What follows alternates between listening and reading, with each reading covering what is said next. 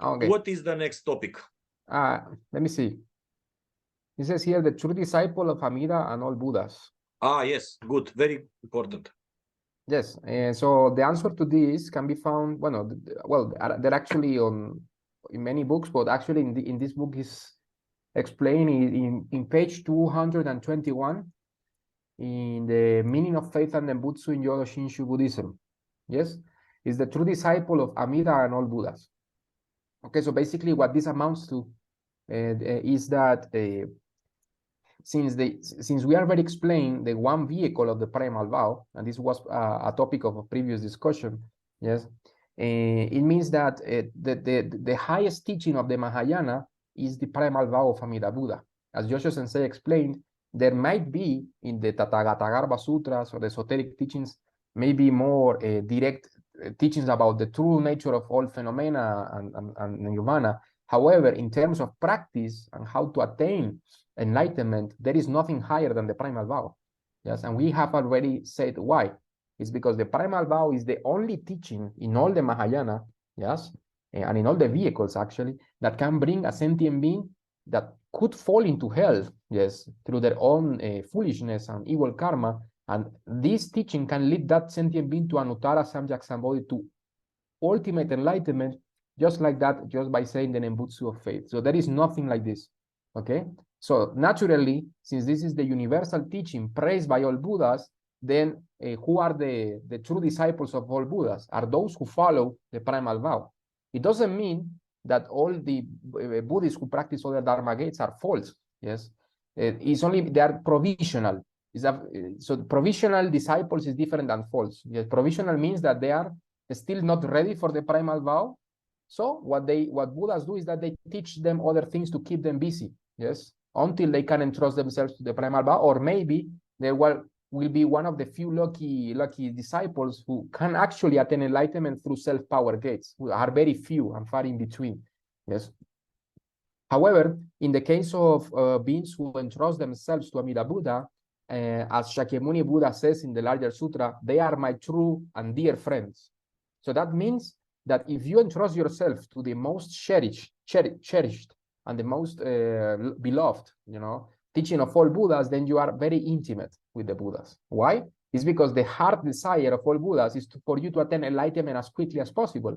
And what is the teaching that can lead you faster to enlightenment? Is Amida Buddha's primal vow. It's natural. Okay, so if you entrust yourself to Amida Buddha primal vow, then you will attain enlightenment if you receive shinjin in your next life. So you are naturally praised by all Buddhas, and you are very intimate with them, and you are the true disciple of Amida and all Buddhas. Yes, because you are entrusting yourself to the ultimate teaching of the Mahayana. Yes, and this is explained by Shinran Shon in his Kyo-Gyo Shinsho. Master Shinran says, sorry, my glasses. Yeah. The true disciple of the Buddhas, of the Buddha, means this true contrasts with false and provisional. Yes, disciple means a disciple of Shakyamuni and other Buddhas, namely the practitioner who has attained adamantine faith, shinjin. Because one certainly realizes great nirvana with this faith and practice, one is called a true disciple of the Buddha. Yes, so it is no wonder that Shakyamuni Buddha did this, no? And that he called those who entrust themselves to Amida Buddha my true and dear friends, yes? Okay, so it's important for us to understand. So it becomes very clear why Shinran said that all those difficult practices of the self-power path are just provisory teachings for those who cannot yet follow the simple path of faith in Amida Buddha, okay? So remember that all Buddhas in the 10 directions, as is explained in the 17th vow, as we explained in one of the previous videos, all Buddhas in the 10 directions praise Amida Buddha, and they help others to entrust themselves to Amida Buddha. Why? Because they know that this method is superior to others in its effectiveness, yes, and in its universality, okay? So it's very important for us to understand this, okay? So naturally, the true disciple of the Buddhas are those who entrust themselves to Amida Buddha. This is also explained by Shinran here. He says, provisional disciples refer to practitioners of the path of sages and those who practice meditative or non-meditative good of the Pure Land way. So provisional disciples are all other Buddhists who don't entrust themselves to the 18th vow, including those who want to be born in the Pure Land through the 19th and 20th vow, who go to the borderland. Okay, so all other disciples that are not in accordance with the shinjin of the primal vow are called provisional. Yes, it doesn't mean that they are false. It means that they are still not ready for the highest teaching of all Buddhas, which is Amida Buddha's primal vow. Okay. Also, false disciples, as Shinran says, refers to the adherents of the 62 views and the followers of the 95 ground paths. What are the 95 ground paths? It's not like 95 is a number revealing a list of teachings. It's saying all of the teachings that are not Buddhism, okay? All of the externalist religions, yes? All other religions that are not Buddhism are considered to be the 95 ground paths, and also worldly philosophies, not only religious, but also materialist philosophies, nihilism, eternalism, all other religions and mystic teachings of other of beings who are not Buddhas are called the 95 ground paths. Okay, so false disciples refers to the adherents of the 62 views. Yes, and provisional disciples are the provisional disciples of the Dharma gates of self-power. Yes, and also those inside the Pure Land tradition who entrust themselves or who rely on the 19th of the 20th vow. Okay, so this is very important. Okay, urging us to become true disciples, Master Shantao said, and this is a quote in Master Shantao. Okay, he says, abandon the teachings that Amida Buddha abandoned. Abandon the practices that Amida Buddha observed, and leave the practices that Amida Buddha left. This is said to be in accordance with the teaching of Amida Buddha and in compliance with the intent of Amida Buddha. Such a person is referred to as the true disciple of Amida Buddha. Okay, so what does it mean? It means that when we entrust ourselves to Amida Buddha, yes, according to the 18th vow, and this is also expressed in our 8 elements of faith in Amidaji branch, it means that when you entrust yourself to Amida Buddha, you only choose this Dharma gate. You cannot combine it with anything else. You only choose the Nembutsu of faith in accordance with the 18th vow. And all other practices like meditation, precepts, all of that is not considered to be a practice leading towards enlightenment. Okay? Of course, we try to do our best to live a moral life, but we don't consider the precepts, yes, to be a way to attain enlightenment. Okay? And in our spiritual practice, we only say the Nembutsu of faith. We don't practice meditation, visualizations, mantras, all of that. Only the name of Amida Buddha as an expression of faith in him. Why? It's because Amida Buddha selected the practice of Nembutsu, faith, and wished to be born in the Pure Land in his 18th vow. So naturally, what we do is that we hear the instructions of Amida Buddha and we follow those instructions faithfully, and we don't combine it with our own opinions or whatever we do, and we don't combine Dharma gates. We only hear the 18th vow, and we practice the 18th vow. Okay, this is the most important thing. Yes, and when we do this, we actually become the true disciple of Amida Buddha and all Buddhas. Why? Because all Buddhas and Amida Buddha praise, well, Amida Buddha created the primal vow, but all Buddhas in the 10 directions, they praise the primal vow as the most effective Dharma gate and as the most precious teaching of all, because this is the one teaching that can lead all sentient beings, regardless of their spiritual capacities, towards the attainment of Buddhahood. Okay, so naturally, all Buddhas, the heartfelt recommendation of all Buddhas is for us to entrust ourselves to Amida Buddha. And when we do that, we actually become the ultimate disciples of Amida and all Buddhas, and not provisional disciples. Yes, the provisional disciples are all those who follow other things different than the primal vow. From the moment that you entrust yourself to the 18th vow, you become the true disciple of Amida Buddha and all Buddhas. Okay. So I don't know if maybe Joshua Sensei has something else to add. I just want to mention that our masters and also Shakyamuni Buddha were not politically correct at all when they talked about other paths. Nirvana, in the Nirvana Sutra, it is clearly stated, the old honored one always preached, all non-Buddhists learn the 95 wrong teachings and fall into the evil realms. Also, Master Shantao said the 95 wrong teachings defile the world. Only the Buddha's single path is pure and tranquil. And we also have other passages that Shinran himself quoted. He also, if I remember correctly, he quoted Nirvana Sutra saying that only the Buddha's path leads to true liberation, that is eternal liberation, and so and so. There are many passages like this. So we should always have the courage to say to ourselves and to think that yes, we follow the best path, the best spiritual and religious path in the world, that there is no path like the Buddha path, because only the Buddhas are true teachers, ultimate teachers, supreme teachers of all gods and men, and they are supreme, and they are supreme saviors. That's very important.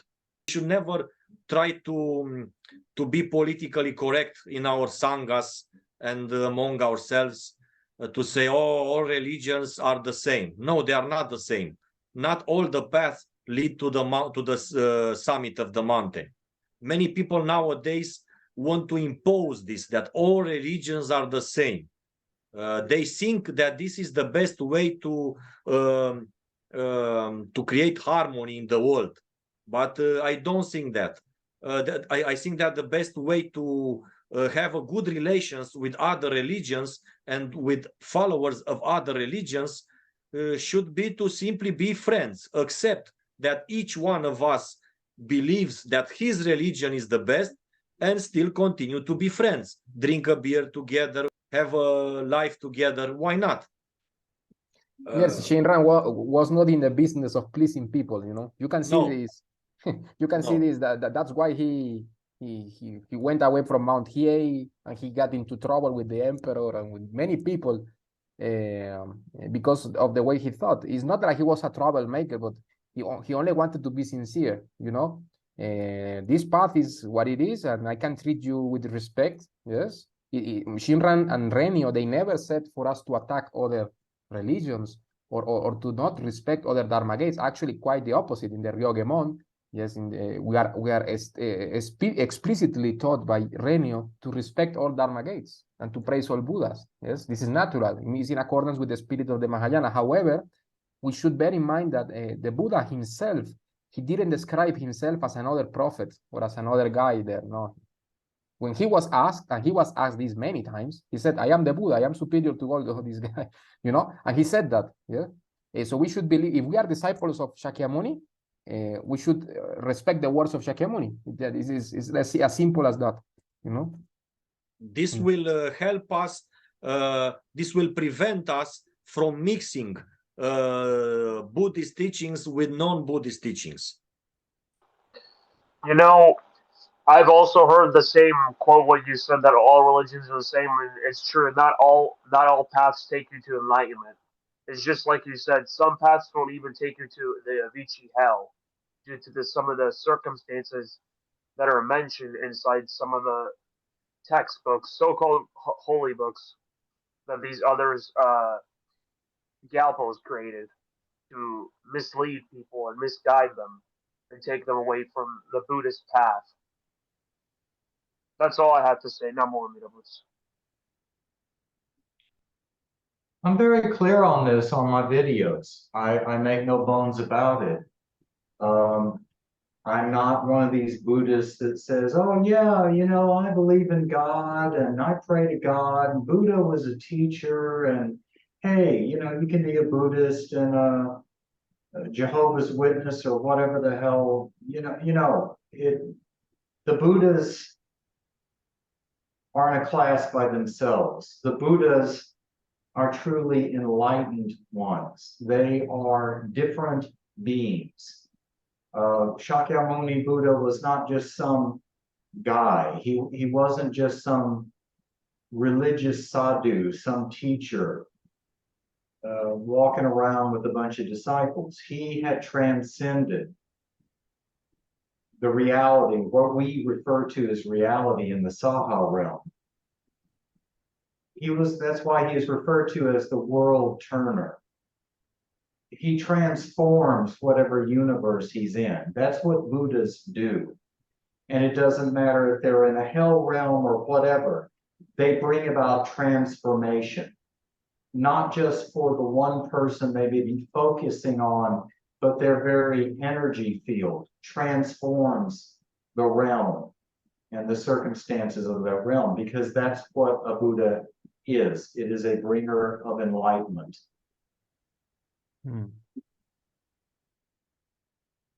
Yes. Okay. Sí. Please. Ujú. Quería decir que también a Ángel, como yo hablé con Ángel y con otros compañeros, que las bases doctrinales del Buda Dharma son totalmente opuestas a otras filosofías o caminos espirituales. Por lo tanto, no llevan al nirvana. Solamente el camino budista lleva al nirvana, no otros caminos, otros caminos espirituales, otras filosofías, ¿no? Entonces, las bases doctrinales son totalmente diferentes, tanto del monoteísmo como de otras escuelas espirituales. Por lo tanto, el Buda es el maestro supremo, él mismo lo dice, ¿no? De dioses y humanos. Por lo tanto, es superior a cualquier ser iluminado o supuestamente iluminado dentro del Dharma o del Buda Dharma. Por lo tanto, el Buda Dharma es superior y no puede ser mezclado con otras religiones que no nos permiten salir fuera del samsara, ¿no? Entonces, por eso nunca pueden ser mezclados, que es una tendencia muy de ahora, el hacer unas sopas espirituales mezclando un poco de Sócrates, un poco de Buda, un poco de Cristo, un poco de Krishna, un poco de Mahoma, entonces de Lao Tzu, entonces de Confucio, y armar algo de todo eso, ¿no? Es totalmente opuesto al Buda Dharma y no tienen las mismas bases doctrinales, por lo tanto, no es conveniente seguirlas si queremos salir del samsara. Eso, Namo Amida Butsu. Shall I translate Yes, that, please Sensei? translate. I understood something, but please translate also. I mean, yes, Daigon was explaining to Daikaku, yeah, that all Dharma, all the Dharma, or the doctrinal base of the Dharma is completely different to the monotheistic religions or to other worldly philosophies, you know, and that only the Dharma, the Buddha Dharma, can lead you towards nirvana, and no other path can do that for you. Yes, the other paths do not lead to nirvana, only the Buddha Dharma. And also that you know, that nowadays there is the tendency to do many kind of spiritual soups, as it were. No, you combine a little bit of Socrates philosophy, this religion, that religion, and you do that. But here we don't do that, because the Buddha Dharma is superior to all other spiritual paths and philosophies. So basically, all other monotheistic religions or all other spiritual paths can only take you so far, but they won't lead you towards nirvana. You know, so it's very important for us to understand that the Buddha Dharma has no equal. No.